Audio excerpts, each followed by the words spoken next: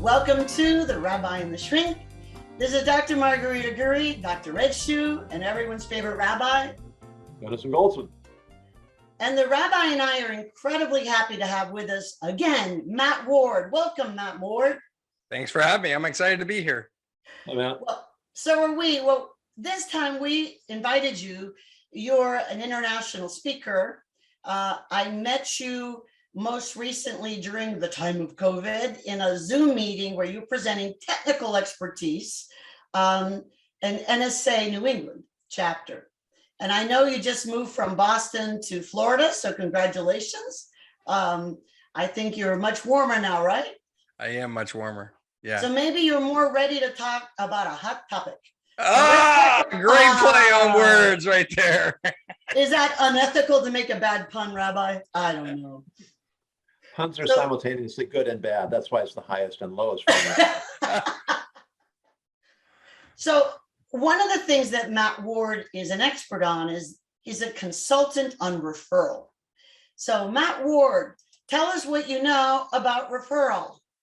Referrals are what drive a business. Referrals, as I like to say, are the currency of life. Relationships are the currency of life, and referrals come from relationships, right? And so what everybody wants in a small business is more business. And they often say that they get all their new business from referrals. But yet when I follow up with a question, but do you have a strategy in place to get more referrals? The answer is always no. And I don't understand that. I don't comprehend that. Hey, all this money comes from over here. Let's go do something else differently, like chase new clients or something like that. So I consider a referral somebody who's ready, willing, and able to buy. And it's really what moves the needle, in a small business specifically. Especially service-based businesses, which are the type of businesses I work with, everybody from credit card processing to real estate agents to mortgage professionals, web designers, consultants, coaches, things like that. And it's about building relationships in a way that makes sense, so that you don't have to spend a ton of advertising dollars, right? You're really not. The idea here is that you're not bribing people to do business with you. You're loving and caring on them enough because you want them in your life. And the byproduct of that is actually referrals. See, here's the core component. Most people believe that people do business with who they know, like, and trust. But I believe people do business with who they know, like, trust, and care about. And I think the core component there is the care. And if you care for other people, not to get referrals, but if you care because you truly care about the success of other people, then they will care about you, and that will result in referrals at the end of the day. I think you're making a really important point for so many different aspects of life, that we're so outcome oriented. If I meet you and my immediate focus is, what can I get out of you? What can I get from you? How can I leverage you? So now you've become a commodity. And if I start off the relationship seeing as a commodity, we're never really going to reach a point where we do care about each other. I only care about what your market value is in my business. Whereas if we approach from the sense of, here's a human being, here's a person who has something of interest to offer, here's a person potentially I can create a relationship with, and then the benefits are just going to come organically without my chasing them or trying to pursue them. And doctor, isn't that just sort of a fundamental insight into human psychology, that we have to sort of guard ourselves against slipping into this commodity mode? Absolutely. We don't want to be taken advantage of, nor do we want to cultivate a friendship just for what we can get, So Matt Ward, what's the solution?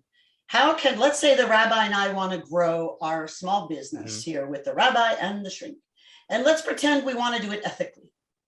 So what are we to do? What would be some strategies you would suggest for us? Well, a couple things. First off, I want to address one thing, is that when we do it for the transaction, it's just gross. We see that happen all the time on LinkedIn. Absolutely. Okay, so let's stay away from the transaction, to the rabbi's point. And to your point, Dr. Redshoe, let's assume we want to do it ethically. Let's not assume that. Let's do it ethically, because that's the big component of this, right? Is the ethics around it will be Yes. authentic. And the more authentic we are, the more referrals we're going to get. Yes. Okay.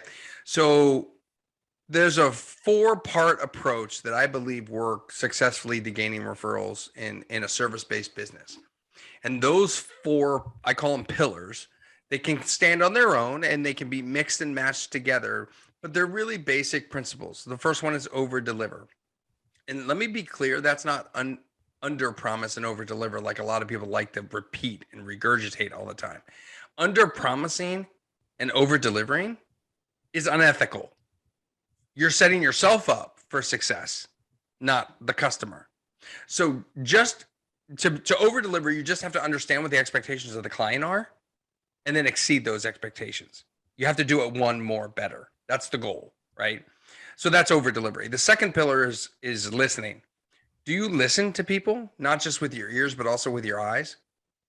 Like, do you know that Dr. Red Shoe has red shoes? Like, right? This is not rocket science. We just pay attention. Do you pay attention to the clothing that people wear that you interact with? Do you see Facebook friends and social media friends and how they interact? Do you see their kids and that their kid lost a tooth and their kid graduated from school, or what their kid's big, Christmas holiday present was, whatever it is, right? And so are you paying attention to other people in their lives? That's what listening really is. Then there's surprise. That's an unexpected gift at an unexpected time. And that can be as basic as a handwritten card. Because the handwritten card is a powerful tool to build a true connection. You make others feel incredibly special when you send a handwritten card, and we keep those handwritten cards, right? One point to a handwritten card is never put your business card in it, because it makes it about you and not about them. Yes. Right. And then the final pillar is non-self-serving acts. So what things can you do for other people that have no bearing or benefit to you? Like driving your friend to the airport, saving them the money on a taxi, an Uber, or shuttle service, or airport service, or whatever, right?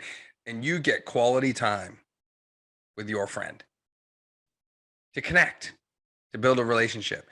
If you do these 4 components in some form or fashion throughout your life, and you start showing up in other people's lives, and you do it in an authentic way, you do it because you care, not because you want referrals, then they will care about you. And the way they show that care is through things similar to your business, right? Because you're a business owner, you're putting it out there that you're a business owner. They know you're a business owner. That's how they're going to want to care about you. They're going to spread the word about you. And it does take time. You can't really short circuit and hack this trust process, this relationship building process. There's a couple things you can do to accelerate it, but you can't hack it. And so you have to do it because you care. Because if you do it to get referrals, they will see through that. Yep. And you won't get any. We've all been in a networking room where someone is acting like they're there for you, but you can clearly tell they're there for them. Yeah, my favorite is that at a networking, they come up and they're talking to you, and then they see over your shoulder someone that might be the bigger fish, and say, I gotta go. And then they go. And then you can hear them say the same thing. I'm going, well, I was useful to them. It's not a pretty sight. In my culture, we say, eso no se quedó lindo. That was not pretty. Meaning you shouldn't have done that. So it's fascinating. Yeah. And we talk about so much, being of service. The point we talk about servant leaders. I was asked to be the programming chair for my chapter of the National Speaker Association, and I reluctantly agreed. And it was one of the best business decisions I've ever made, because I pick our guests up at the airport. Mm-hmm. And many of them say, well, you don't have to do that. And I say, I know I don't have to, but you're our guest. And this is the way I was raised. And this is the right thing to do. And I have made so many relationships. That's nice. That are there. I mean, people become friends, and people know me as a colleague. And I'm able to ask for help when I need it. And I'm able to offer help when it's requested. And I have this wonderful community of connections that I didn't set out to create or to acquire. It just happened naturally by being of service. I did the And exact same thing. Exact same thing. I picked up a number of speakers for our chapter from the airport and conversed with them throughout the conversation through the drive. And 3 or 4 years later, I get an email saying, "Hey, do you want to sit at my table at the CPAE banquet?" I was like, sure. Why me? Oh, well, you're an upcoming star. Like, Oh, not really. I just know how to network. I know how to build relationships. I know how to stay in touch. So for me, it wasn't just the drive, right? But it's also what I did after that. I constantly was checking in. How can I help you? What can I do? Are you going to be in town? Can we meet up for coffee if you're ever going to be in town again? If you have an event or a client that brings you to town, what can we do? If I go to your town, I'm reaching out, right? And in one case, there was one speaker who was from Atlanta, Georgia, and their son was going to Berkeley in Boston, and they needed some help. And I offered. I oh, offered to put the college students' stuff in my garage for the summer. Like I offered to pick them up. I helped them move in and out. that's And nice. next thing you know, we're going, all three of us, me, the speaker, and their son, going to Billy Joel at Fenway Park all together. Like it's a relationship. And now I can text them and ask them questions. And this is somebody who's a CPAE Hall of Famer, right? They've been around a lot longer than me when it comes to the industry, and so I'm building friendships first, relationships second, you know maybe some business will come of it, but likely not. I'm not worried about that. I'm more focused on what can I learn by observing them, by following them, by watching their social channels, by learning about them and who they are and how they survived the economic downturn of 2008 and then the COVID downturn of 2000 and, 2019, 2021, however long this is going to go.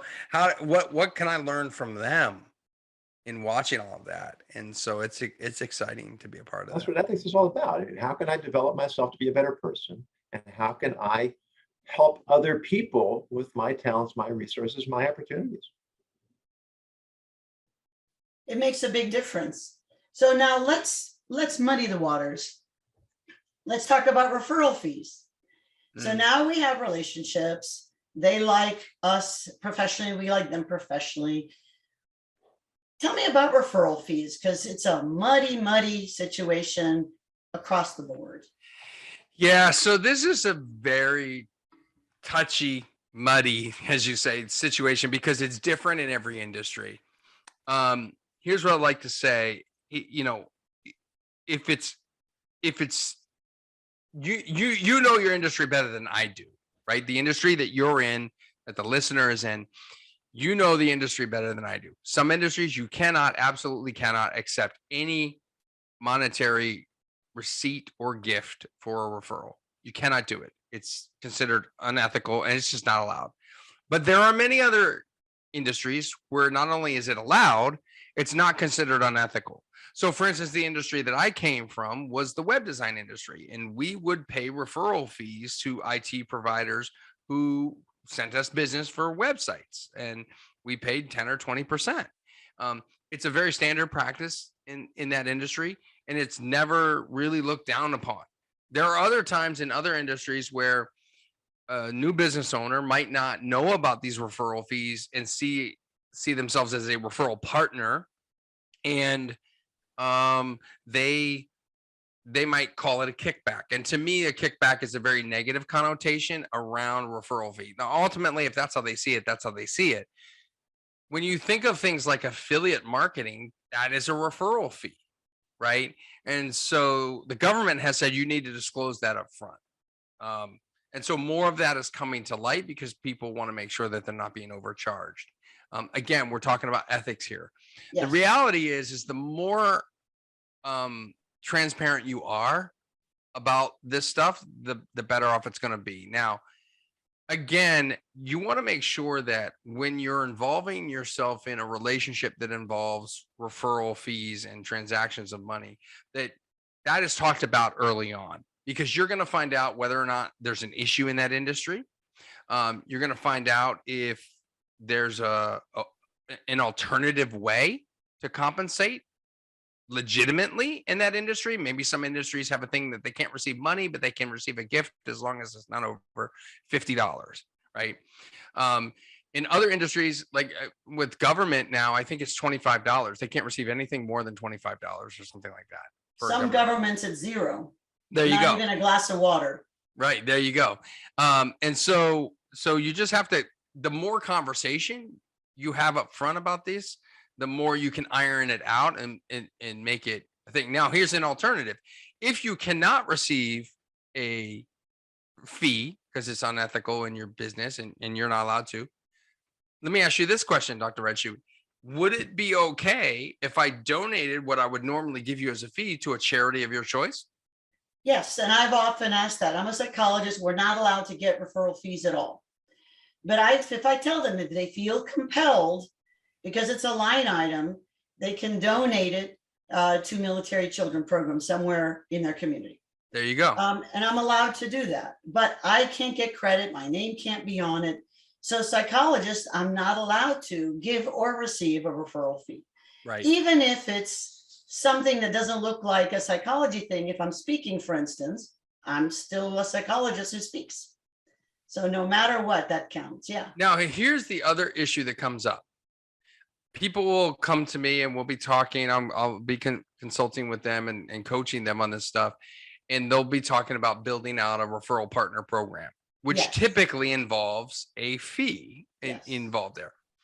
I'm always very clear to remind my clients that people do not refer for the money.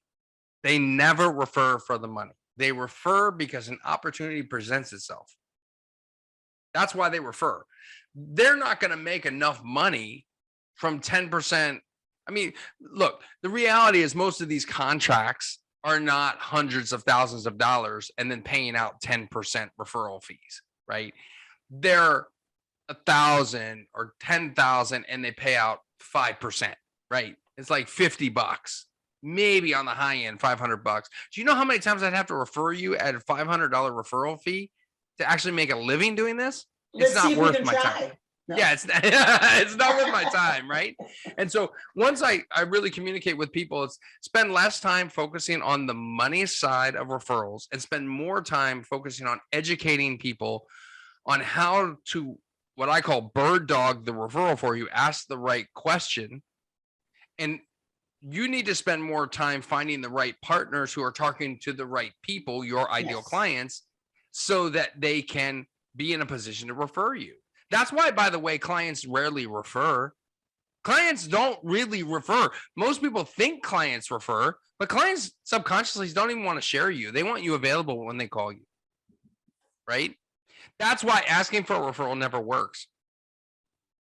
Because like, oh, Dr. Redshoe, yeah, I'm a referral consultant. You know some people that do sales in their business, right? Yeah, you do? Great. How many of them need more referrals? Well, I imagine a lot of them, right? Okay, All of great. them. Great. Could you introduce me to a few of them? No. Because here's what happens, right? Now it's like, oh, I just asked you for access to your contact database, which I'm going to sell to.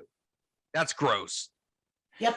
That's really gross. And as a society, we love to buy, but absolutely despise being sold to. That's why Right. we don't like the cold calling. That's why we call them spammers and all this stuff, and we hang up the phone on them and stuff like that. The other response you get is, oh, Matt, yeah, let me think of somebody and I'll get back to you. And then it's just like dead silence for weeks because I put you in an awkward situation. That's why you should Yes. never ask for referrals. Well, when the rabbi and I get referrals, we make specific referrals. Do you know someone who speaks on this?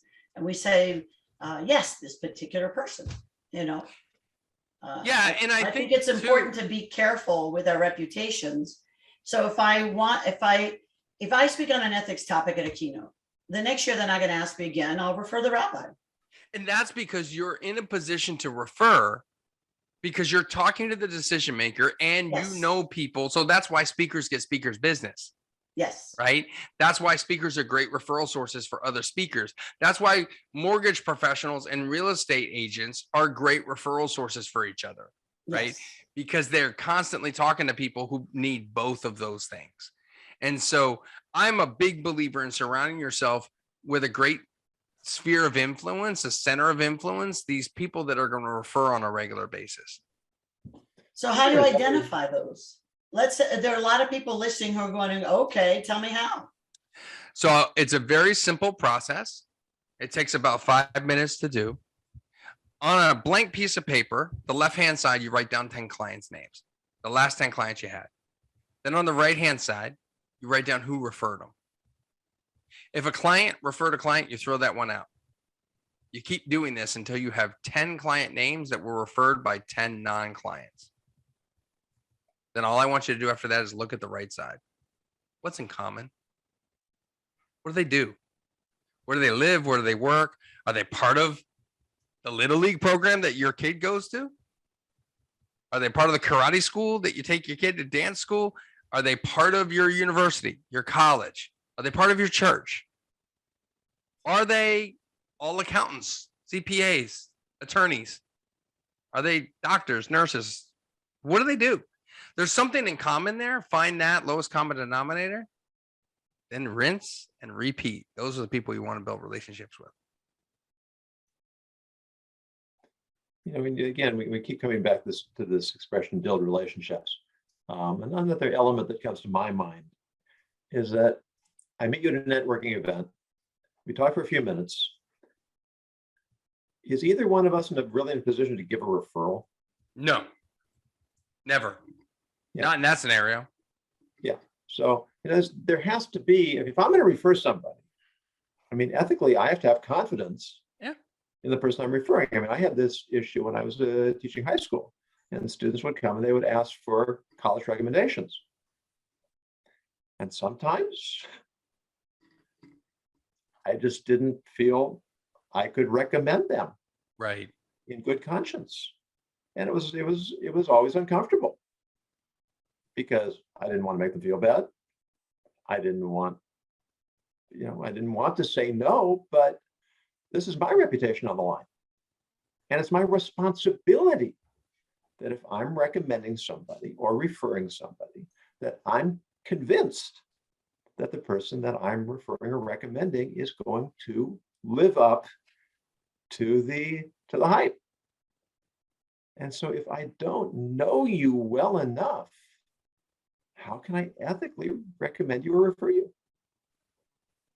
Yeah, I think that and that becomes the problem, is that there are people out there that expect referrals rather quickly. Yes. They believe that a business card equals the opportunity to refer. And that's not really how this works. And those people end up falling by the wayside. And if they're successful in their business, it's usually because they do a lot of outreach in other ways, like cold calling or whatever. But typically they're not successful from a referral standpoint because the relationship building isn't there. No, but some people are just so good at what they do, but they don't understand networking. So they make one networking faux pas after another. But they just happen by nature of their good character and who they are, and they're good at what they are. And so they get referrals. And you have to then tell them this strategy does not work for you. Just be yourself and don't do this thing, right? I think it's up to us to help people, have an idea about your networking. Let me know if you're interested. I don't just come out and say it. I give them a chance to ask me, Yeah, that's As a always rabbi knows, awkward. I'm never short an opinion, so. I've always despised the individual that shows up to a networking group and starts handing out business cards like they're a Pez dispenser. Because what happened was, ultimately I went to a trade show and a guy was doing this, and he had a web company, and I owned a web company at the time, and I'm walking down the trade show floor and he starts trying to hand me his business card.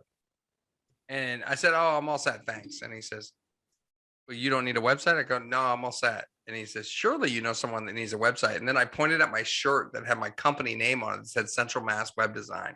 And I said, "And why would I need that?" And so it was just, there are so many people in the world of networking that are just oblivious, that they're chasing the numbers game on the sales. And as my friend Jason Cutter and I say, it's just gross. It It's is. just stop. It's stop. We don't, the thing I talk to my clients about is do the math. How many clients do you actually need? Not that many. You don't need thousands. You're not Amazon. You're not selling widgets. Like you're not, Target and Walmart, and you don't need foot traffic and all this other stuff, right? You might need 20 clients. The problem is you think you need them today. If you had them all show up today and sign a contract today, you'd be screwed because you wouldn't be able to deliver, right? And now you can't over deliver. And it's just a big mess. You want to grow and scale slowly and do it in a way that makes sense so that nothing breaks, right? And your clients are happy, and your referral partners who referred those people to you, who knew about you, they're happy.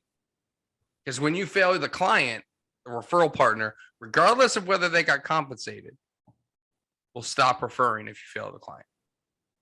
That's where the trust that the rabbi was talking about fails. That's that once that trust fails, it's really hard to get it back. And you've got this trust bank account, you're making small deposits in it all the time. The minute you take a withdrawal, if you go negative, you're done. You got to remain positive in that bank account. So do people really need social media strategies then? I don't think they need, well, I would argue that we need social media to stay connected and to learn about other people. Because there are things that happen on social media that people are posting on social media, and they're not telling me, they're not making it an initiative to tell me. They put it on social media, and that's where I see it. Right. So I do think we need social media to some degree. Definitely to stay in touch and build the relationships is super helpful for that. And define social media, right? It's YouTube, it's Instagram, it's Facebook, it's Twitter, it's all these places that I'm comfortable being, where also my contacts are. And notice, I'm not talking about posting. I'm talking about reading. There's a big difference. Reading, commenting, messaging privately through the chat platform and stuff like that. That's a much different, it's a game changer. No one, remember, it's very simple, guys. How do you outrun a bear? Yeah, you don't. You outrun each other, right? I was going to say, you have a slower friend. That's how you. That's exactly right. Yeah. So how do you outrun a bear in business? All you have to do is be one step ahead of your competition, building these relationships. All you have to do, if you're the real estate agent trying to build a relationship with a mortgage professional, all you have to do is contact a mortgage professional 1 or 2 more times per year than your competition does. And So you will build a better relationship. How do you contact someone without looking like a bad networker? What's the strategy? Because I think this is the best strategy I can tell you, Dr. Red Shoe, is very simple. I send emails that say, hey, how's business? It's as simple as that. It's literally nothing else. It's like, so I had a client one time, a couple months ago, actually, and he said, okay, I'm going to send, I call them reach out emails. I'm going to reach out. You're going to reach out and say, hey, how's everything? How's business? And he's like, okay. And then should I just hit the carriage return a couple of times and say, by the way, that project you were thinking of last year, should we talk about that? I said, no. It's not about your project. It's about actually caring about what's going on in their business. And so what happens when you first start doing this is you get ignored.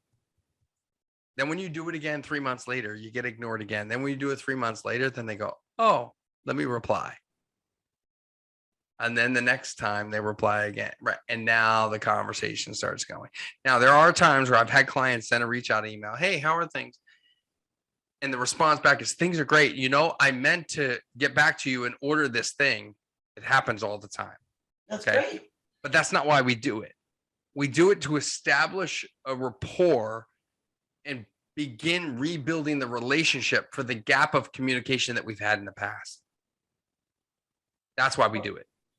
And the goal here is to stay in touch. Yeah. The rabbi's very good at meeting people on LinkedIn and being interested and connecting with them just by being his own natural, curious, thoughtful self. I mean, and it's not a strategy, just being him, LinkedIn is a marvelous platform for this because there's so many people there who are not just posting pictures of here's my lunch. Mhm. They're actually sharing something that has value. And you look at the comments, there might be 100 comments and 90 of them are cool. Yeah, Yeah. right. Thumbs up.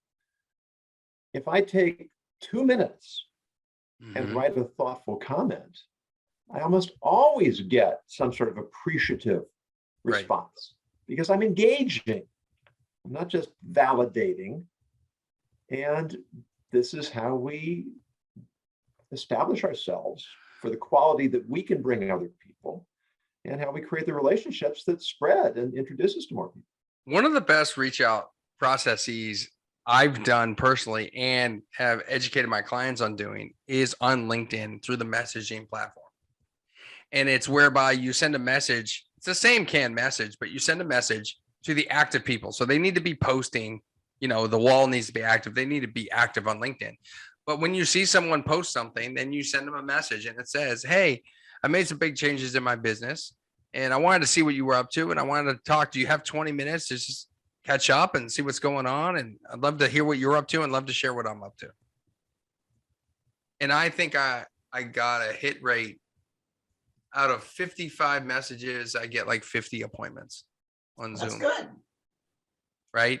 And all I do on that call, all I do is learn about them and eventually share what I am up to in 5 minutes. And it's a reconnect call. Right. Then from there, it's like, okay, what do I do next? Do I send a handwritten card? Do I send an email in 3 months or 2 months or 1 month? What do I do next? And not every relationship is going to be the same. You have to gauge it based on who they are and what they do and how you're connecting with them or not connecting with them. Remember, not everybody we connect with, we truly connect with, right? And so we might reach out to them maybe once a year or once every other year type of thing. They're just not, the connection didn't feel right. But we don't need, 200 really tight connections. We only need 10 or 20. Well, one of my pet peeves is like on LinkedIn, someone says, do I have an hour to talk with them? And they haven't connected with me ever. They're just spamming me really. And Is this after they've sent the connection request? yeah. Yeah. So you know what or I call even as that? part of the connection request or shortly after. So I call that open the the gate, pitch I slap. say, hi, nice to connect. And then suddenly now they're wanting an hour of Yeah. my time. Yeah. I find that to be, I want to say poor lamb. I mean, that's just not bad strategy, but it's a big turnoff, What do you call it But- now? I call Pardon? it a pit. I call it a pitch slap. A pit slap. A pitch slap. Oh, pitch slap. Yeah. Yes. So they connect you, they connect with you with the sole purpose of pitching you on the next one. So what they're doing is they're basically blindsiding you by slapping you in the face with this pitch that comes right after you accept their connection request. Absolutely. And I used to reply, and in some cases would take screenshots of the messaging because some people would argue. One guy actually argued with me one time. It was like, this is networking. I'm like, you have no idea what networking is. Like, this is not networking. You have no interest. Your definition of learning about me is learning about my gaps so that you can solve them. Not actually like referring me, it's always interesting to see the people who are using the systems to do this stuff, because then what they do is they say, they'll send me a message. Hey, have you ever thought about writing a book? Yeah, I have 2. Yeah, I wrote 2 books. Like, what are you reading? Like, did you not read my profile? And they don't. And it's so obvious, right? Just don't be them. Don't be that guy or that girl. Don't be them. And we can do this all ethically. That's, authentically. We can show up. We can be real. And stop trying to chasing the money. That's what they're doing. They're chasing the money. It's gross. It's like the pursuit of happiness. Right? You don't really pursue happiness. You pursue purpose. You pursue value. You pursue quality. And then happiness comes into your life. Yeah. you pursue people, and this is where we're coming back to where we started. See, I think that happiness comes and goes day by day. But my second book called The High Five Effect, How to Do Business with People Who Bring You Joy, right? I believe that joy is a state of being. It's this sort of overarching time frame, not one specific hour or day or month. Absolutely. It's what you've achieved and what you're pursuing, the life that you want to live. And Absolutely. to me, a joyful life is freedom, doing what I want, when I want, where I want, and how I want. And so I don't let people block time in my calendar. I choose to not work certain days and times of the day. And I sacrifice other things for that, because if I worked more, I could make more money. But that's not of interest to me. I just don't want to go backwards, right? I came from poverty, so my goal is to not go backwards. But my goal is to have a lot of free time, to travel, to do things that I want to do. I mean, I flew to Arizona for a weekend to go to an expo that I walked the show floor for 4 hours. And then I flew home. That's lovely. And I did it because I'm an ATV enthusiast, and it was the Dirt Expo, like all ATV stuff. And it was just great. And I got to go to Phoenix, right? And you got to geek out with your peoples. That's great. right. That's That's right. great. And I'm looking at all the toys that I can put on all the accessories I can put on my ATV, and all this weird stuff, radios and new helmets and goggles and gloves and campers that I'll never buy, right? But it was just, and you know, that's just got, you know, I'm 48, and I figure it took me 47 years to find my joy, which is freedom. Congratulations that you found your joy. Yeah. Well, and I think that you've hit on one of the secrets of happiness, but also of relationships. I think what many people miss is, do you find something you love, pursue it. That makes you more interesting. People then want to connect, and it's fascinating. You know, pick a hobby that you've always wanted to do. I mean, when you were 5, what did you want to do that you didn't do, or that you did? Pick it up. Drive a fire truck. Well, there you go. Well, then I'm seeing some firefighters in your future. I need to find a place in this country that will let me drive a fire truck. Hey, why not make it a charity event? I think where there's a will, there's a way. You can always help somebody make money by doing that. Now, the insurance will be out the roof, but that's a separate issue. So it's fascinating. You know, recently I became a blacksmith during the COVID, and I am getting some interesting connections. And I haven't never thought about referrals from them, but I suspect, you know, thinking about it, that someday that might happen. I don't know. But I'm meeting some most interesting people that are blacksmiths. Very fascinating, you know. See, when I hear that, I just want to know what you've made. We could go on for an hour. So this is what is interesting about me. And I notice it's not with everybody, but I'm a super curious guy. And I really want to know what it took you to get started. What have you made? Did you sell any of it? Did you give it away for the holidays as gifts? What, you know, how hot is the fire? Did you, you know, what do you have to buy to get started as a blacksmith? Did you build this fire pit thing? Like, that's all intriguing to me. And I would rather talk about that than the business of speaking. I mean, I love the business of speaking. Don't get me wrong. I love to talk about that stuff, or whatever we might have in common. But literally, the blacksmithing is so cool. Like glass blowing, anything like that, like super cool. And I think also too, that makes a person interesting, because now we start to know and understand their hobbies. Yeah. And who they are. And I think it's fun to be interested in what people are interested in. You know, the rabbi goes away and does something with his wife, and then I find out about it, and it's fun. And I know more about him and appreciate his interests and his sensibilities more. And it's such a great way to get to know people. And it's so much better than saying, I know you have however many thousands of hits on LinkedIn, be my friend. You know, I think it's so much better. And, you know, I read people's comments and I see who's doing it. I am not the best at social media, but I'm learning. And so I watch people who I think use it in a thoughtful and interesting way. So it's been fun. It's one of the things I've learned from both of you. Mm. So that's good. Well, Rabbi, I'm wondering about the word of the day, and then we'll come back to you, Matt, and figure out some last bit of wisdom that you have to offer our folks who are seeking great referral networks, those they give and those they receive. Rabbi? Well, the word of the day just came to me about 3 minutes ago. And it's different from any word of the day that we have. Is the word of the day preparation?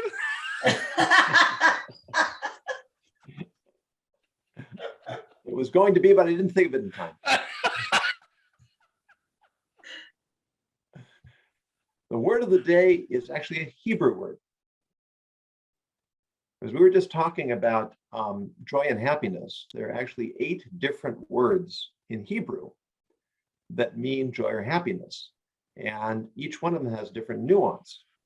One of them is the word Gila, which I should have thought of last week because our guest was Gila Mandelson. But the word Gila, the name Gila, means joy. But it also, it comes from the root gal, which means a wave in the ocean. The root actually means to swirl. When you look at a wave, it's fascinating because the wave has the same shape as it moves and as its component parts change. You know, the human in science is called a dissipative structure. It's like the water going down the drain. It holds a shape, but the water droplets keep changing. It's moving, but it's staying stationary. And human beings are like that. Our cells regenerate. They say every 7 years, we're completely different matter than we were. So what are we exactly? I'm not the same bits of atoms and molecules that I used to be. What am I? Well, I am the structure. I am the motion. I am the movement. The wave moves down the coast with a sense of purpose, in a certain sense of direction. And why is this a term for joy, for happiness? It has a lot with what you said, Matt, that it's a state of being. When we have a sense of purpose and meaning, and as you said, freedom, and freedom that's being used responsibly, right? That's where our joy comes from. And that's what it means to live a joyful life. I'm making progress, I'm changing, I'm growing while I'm staying the same. And this is really what ethics is all about. It's about giving us that sense of direction, that sense of how to live a good, meaningful, purposeful life that will naturally fill us with joy and will bring joy to those people that we bring into our lives. Well said, Rabbi. Thank you. Wow. See, Matt, that's a real compliment to you because he gets inspired by the speaker for the word. So know that you inspired joy and thoughts of it and ethics. That's pretty cool. So what are some final words? Oh, go ahead. I'm sorry. I was just going to say, that makes me smile. Well, it should, because you make people smile. I find you to be funny and delightful. And one thing you did at the NSA Michigan meeting is that Massachusetts, New England. Yes, the Massachusetts meeting. He asked everybody, if you want to further discuss this with me, here's a link, and he offered himself for free for a certain period of time. And of course, I took advantage of it and got to know him better, and that's kind of cool. So, sir, final words of wisdom. Well, first off, I like to say that I'm a mushroom. I'm a fun guy. Final words of wisdom. Don't live life too seriously. Like, chase the joy, chase the human laughter, chase whatever you feel is missing, chase it. Chase it in your business, chase it in your life. I'm a big believer that we should never allow our businesses to control us. If you want to work 7 days a week, I have no problem with that, but it should not be dictated by your business. It should be a choice by you. That to me is joy, right? Yeah, I just believe that this world is going to be a better place if we can walk down every hallway in any building we ever walk in and just high five people. And even with COVID, if you don't want to physically touch on the high five, I get it. But just do this at the next networking event you ever go to. Lock eyes with someone across the room. And as you approach, put your hand up to give them a high five and watch what happens. Even if they don't high five you, they will smile. And that is what the high five effect is really all about. So, as I wrap up today, I want to share with you what I say at the end of every video I post on YouTube every single week. And that is, don't forget to live happy, smile a lot, and high five everyone around you. Well, thank you, Matt. It's such a simple message, and it's so fundamental. You know, the sages teach us that you should initiate a greeting to every person and meet every person with a pleasant countenance. And that's, make eye contact, smile, say hello. It takes so little effort, and it makes such a big difference. And it will change our lives, and it will change the lives of those around us. So thank you for sharing your insights and your message with us. And Doctor, what's the last word? The last word, if you want referrals, be a good person, be good at what you do, and care about others. Now, I stole that from Matt Ward. So then give credit where credit is due. I think that the thing that sometimes we forget, and I see people who are very depressed these days, and they call me and I talk with them, and they forget why they're doing what they're doing. Why are you doing your business? If it's just for money, sometimes we have to do that. But is there a way to find something that is meaningful for you, or do what you're already doing in a more meaningful way that will help you have the energy to connect meaningfully? Is then indeed your business will grow. So if you're a human being and you're loving what you do, or at least find a way to love part of it, I think then we can all listen to Matt Ward and create a referral process that does share the joy with everybody. And I think that that's what the goal is. Well, gentlemen, it's been fun. I'm looking forward to, as always, bumping into you guys again. And I send you both a high five. Thank you, everyone, for joining us on The Rabbi and the Shrink. If you have questions, please post it for us at podcast@therabbiandtheshrink. And you can also go to our website, therabbiandtheshrink.com. Thank you all, and may you create a wonderful business that brings you and everyone you know joy. See you the next time.